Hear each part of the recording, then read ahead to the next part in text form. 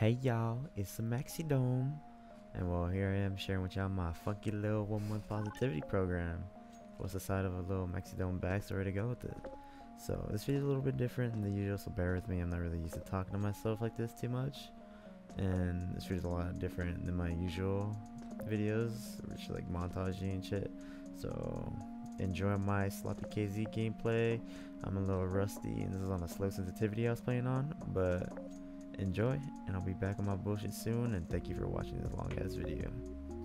Anyways, for starters, what I mean by my funky little 1-month positivity program, it's kind of just like this cute little thing I'm planning out for myself to get the ball back in my court, so to speak. And but what I mean by that is that, like, a lot of you guys have probably seen how emo, how negative I can be if you follow my Twitter over the years. And so, like, it's definitely safe to say that I've fallen into like this scary negative mindset, I guess. Like, these past few years, I've just been digging myself deeper and deeper into this fucking hole that just seems impossible to get out to, like, at this point. And well, this is my cute little take on me going about bettering myself and my mentality to, like, just become a better and beaster Maxiedome.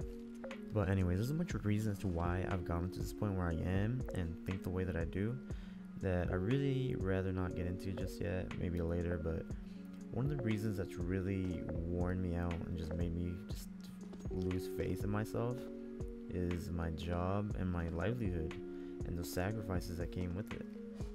And some of you might know, but for those of you that don't, I've been working in construction since I was around 14 years old. Granted in Tao to be Pacific, like contracting shit, but I never even stepped foot into a high school. Like, just straight out of middle school, I started working full time to help my family get in a better spot and just help them flourish. It was a really complicated time, and there's a lot that went into me working so early, but to keep it short and simple, at the time most of my family had just moved to a new state to get a fresh start and get away from stupid problems we had going on in our hometown. It was a really rough patch for our family, and I remember we were all living together, just crowded up in an apartment. We were getting our power shut off all the time. My brothers were on probation, actually, and well, they were just freshly moved here just to get away from like some illegal drug shit that they got caught up in, and everything really hit a low point in my heart, at least, when my mom had to take up being a maid and just start cleaning houses and shit to get some extra money to help pay her bills and just have some money for herself. And shit really hit the fan, for me at least, when she got this thing called the shingles and she could barely even move for a little bit. Mind you, I was already a depressed loner at the time because, well, I was mad because I was being moved back and forth, and I was being forced away from my hobbies, my friends. Like, I used to be really passionate about dirt bikes and racing and shit. And so at the time where I made the decision for myself, I made a decision to myself that helping my family's livelihood would be more fulfilling and more important at the time than going to school. And I'd do it again if I had the chance. Don't get me wrong, I'm still extremely proud of the part I took to help my family get to the place that they are right now, and just the part I took to just help kickstart a family business and just get a stable income for ourselves. But that's kind of where the problem starts too, because where they've gotten better, I've gotten worse. And it's just gotten to this point where I just stopped caring about what I want. And for example, my brothers always had kids and a family that relied on them. Like, they've always had this purpose that I lost after a while. Like, my main focus was always to help support my mom, and that was even our little saying. Like, when we started, we would always just like say to ourselves, do it for mom, and we gotta do it for them. And that used to always just help me get through it on nights where we worked like 14 hours and just be in traffic for 2 more hours, and they used to help a lot. But after a while, that purpose and that feeling left me. Like, the better that we were doing, and just my sense of worthlessness just grew, and I just lost that purpose. Also, to put it in perspective on how relentless the grind was when we started and how much we actually worked, when I first started, we were working 7 days a week, and the first month we would work 14 hours a day, and we'd be lucky to work 12 because it was just me and one of my brothers, and the other one hadn't come yet. We were working a lot. We were really far behind. It was just me and him. I had no fucking idea what I was doing. I was brand new, and so like I was getting paid $40 a day, and on the long days I was barely making like $3 an hour. So the grind was stupidly relentless. Like I've seen tweets of people complaining about working 40 hours, and I grew up working like 60 to 70, and I really just can't help but laugh at how much I've actually worked compared to everybody. And I remember I used to feel so much pride at the idea of working at a young age compared to everybody, and just how I was doing it the hard way, and just I used to feel so much pride, and then it really just turned into shame after I realized how much I was actually losing. For example, I never really got to experience a high school life like most of you. I never really had much fun, or like I never really got to do much socializing with people my age, other than video games, of course. I usually just always just hang out with people older than me, like people I work with and shit. That's really like the best socializing I got. And so I was extremely isolated other than my work. And everybody says that your teen years are the best and most carefree years of your life. And it just makes me sad to just say I spent it all working myself to the bone, just lonely and bitterly. Anyways, enough about the negative. Fast forward all this grinding, and we made something great for ourselves from practically nothing but our blood, sweat, and tears, bitch.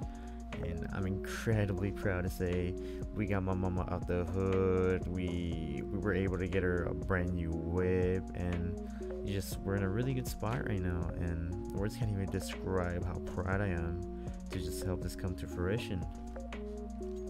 But again, that's where the problem starts too, because as proud as I am, I've completely disregarded my own well-being, and well, I've ditched a lot of the shit that used to make me happy, and in doing so, I've picked up one of the scariest negative mindsets, and I've had some scary thoughts.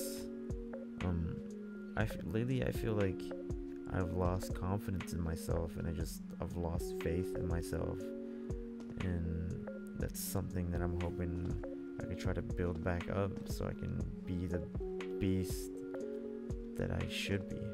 And that's where I introduced my funky little 1-month positivity program. I want to work on maintaining and keeping a positive and productive mindset, and just get to the point where I know I can be.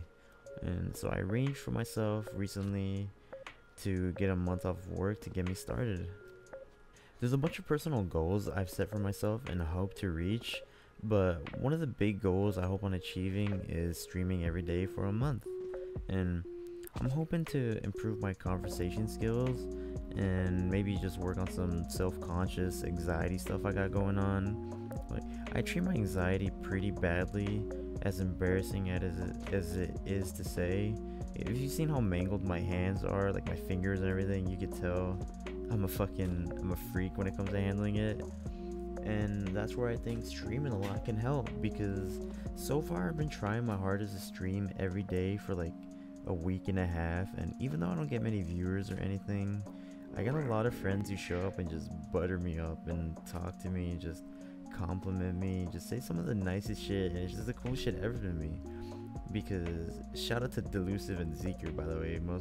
They always call me cute. It just always makes me blush and shit. And having people who you feel are like supporting you and just the stuff that you do, it just feels amazing. And quick shout out to Diana, Ethos, and Buried and shit.